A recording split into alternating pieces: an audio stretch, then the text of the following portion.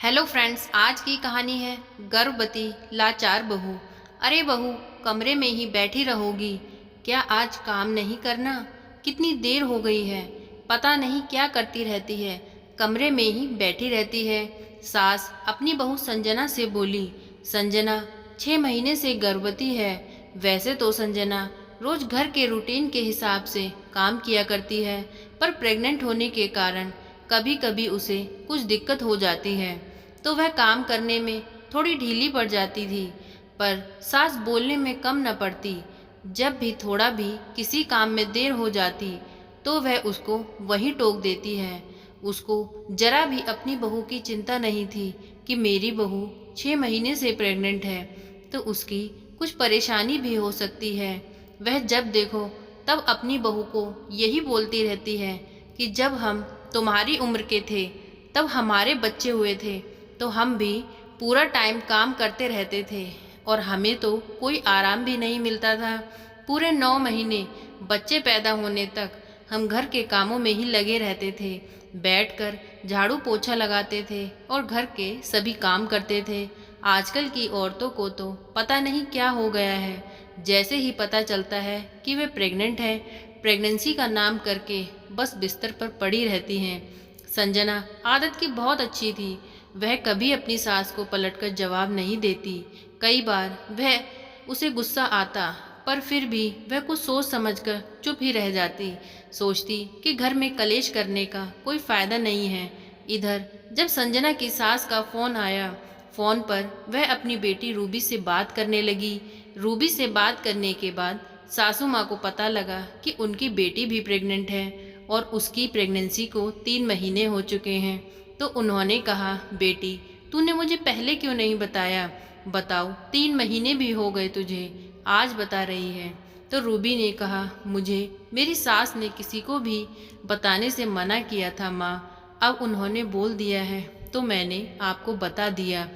तब सासू माँ अपनी बेटी को फ़ोन पर बोलने लगी, बेटा तू प्रेग्नेंट है, कोई भी भारी सामान मत उठाना, बिस्तर से मत उठना, झाड़ू पोछा भी मत करना, इससे बच्चे पर असर पड़ेगा और प्रेगनेंसी में प्रॉब्लम हो सकती है। वैसे तू बहुत नाजुक है, घर के काम के लिए एक नौकर रखवा लेना। सामने खड़ी संजना ये सब कुछ सुन रही थी और सारी बातें सुनकर अपने मन में यही सोच रही थी कि सासू माँ को जब ये पता चला कि उनकी बेटी प्रेग्नेंट है तो उन्होंने अपनी बेटी को इतनी सारी हिदायतें बता दी कि यह नहीं करना और वह नहीं करना। भगवान ने भी एक औरत की क्या किस्मत बनाई है। मन में सोचते हुए वह चुपचाप अपने कमरे में चली गई।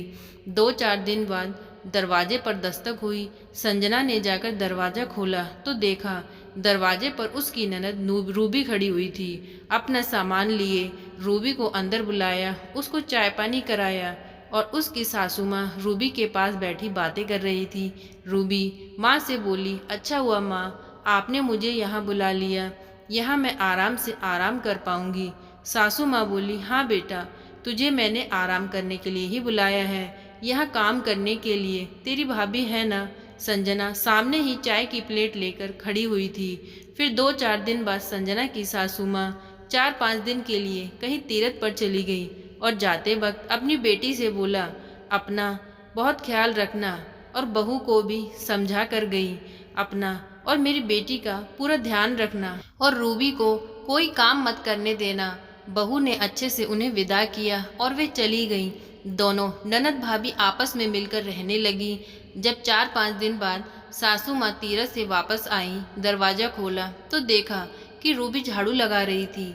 उसने रूबी को झाड़ू लगाते देख ही उन्हें गुस्सा आया। उन्होंने कहा, बेटा तू काम क्यों कर रही है, झाड़ू लगा रही है, ऐसी अवस्था में झाड़ू लगाना ठीक नहीं है।